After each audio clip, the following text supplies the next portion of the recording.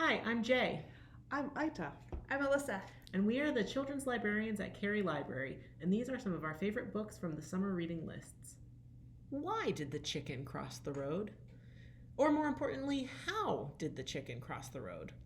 All over the world, the roads and highways that people build to get around disrupt the travel of the animals that live nearby.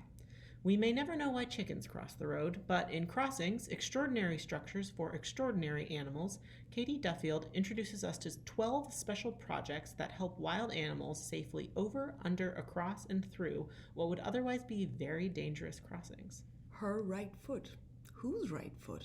Turns out it is the right foot of the Statue of Liberty that stands in Upper New York Bay and has welcomed immigrants since 1875. This book reads like a story, but is a factual book. Have you noticed that the Statue of Liberty is a lady on the move? That right foot has its heel off the ground, and Lady Liberty is going somewhere. But why? What is it that the statue stands for, and why is action necessary? Dave Eggers has a theory and tells it all in a humorous and informative way. Sean Harris's cut paper and ink illustrations add depth to this unique book. History has never been so fun. Hazel Ying Lee was fearless. The moment she took her first airplane ride, she knew exactly what she wanted to do with her life. Unfortunately, it was 1932 and only 1% of pilots were female.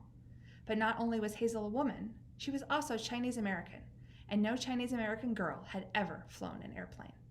But that didn't stop Hazel. She worked hard, saved her money, earned her pilot's license despite all the obstacles. When World War II broke out, Hazel seized her chance and joined the Women Air Force Service pilots and became the first Chinese American woman to fly for the U.S. military.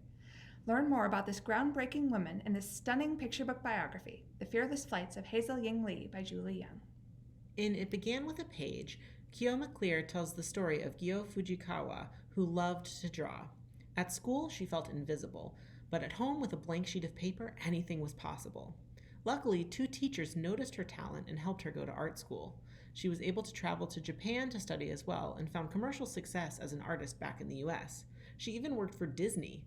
But when her Japanese-American family was interred in prison camps during World War II, Gyo lost her motivation to draw.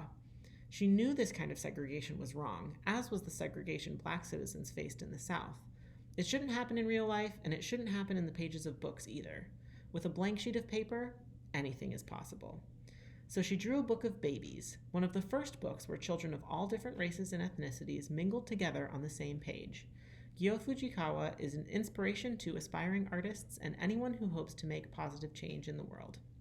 Honeybee, The Busy Life of Apis mellifera by Candace Fleming, with illustrations by Eric Rothman.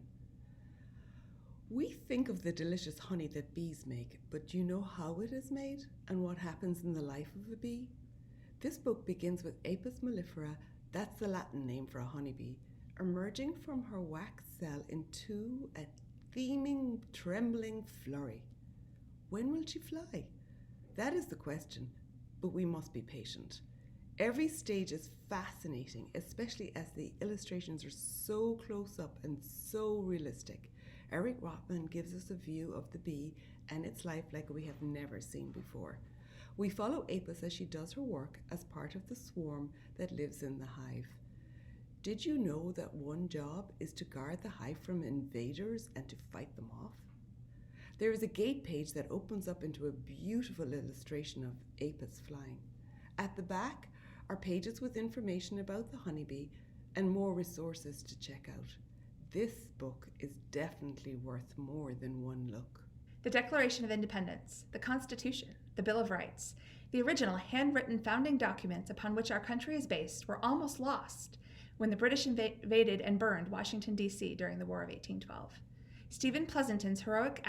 Without Stephen Pleasanton's heroic actions, we may not have been able to view the original founding documents of our country today. Especially because the Secretary of War, General John Armstrong, did not believe the British would invade Washington, D.C., and almost stopped the evacuation of these key documents. And amazingly, the original Declaration of Independence was almost accidentally left behind. Discover this story of this largely unknown American hero and the everyday Americans, the farmers and merchants who assisted in transporting these documents out of D.C. in the middle of the night, in rescuing the Declaration of Independence by Anna Crowley Riley. Have you learned to read yet? What if you had to wait until you were 116 years old? The Oldest Student by Rita Lorraine Hubbard is the inspiring story of Mary Walker, who did just that. When she was enslaved as a child, she was not allowed to learn to read.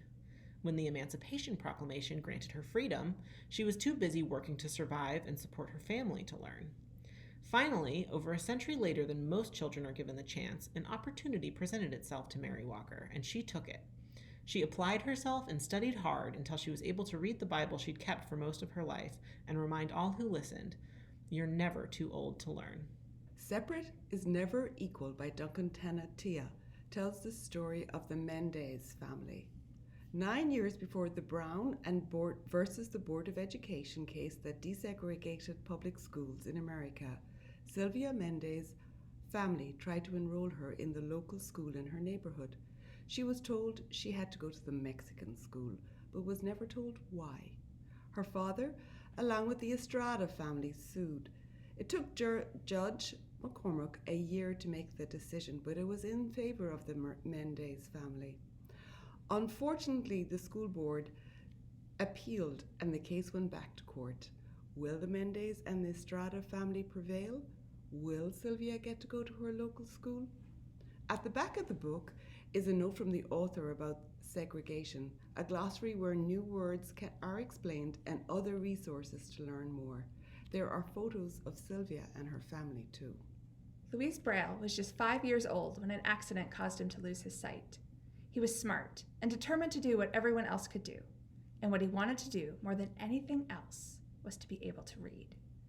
Even at the school for the blind in Paris, there were no books for him to read. And so, by the time he was 15 years old, he invented his own alphabet, a whole new system for writing that could be read by touch, a system so ingenious that it is still used today. If you want to know more about his story, you should read 6 Dots, A Story of the Young Louis Braille by Jen Bryant.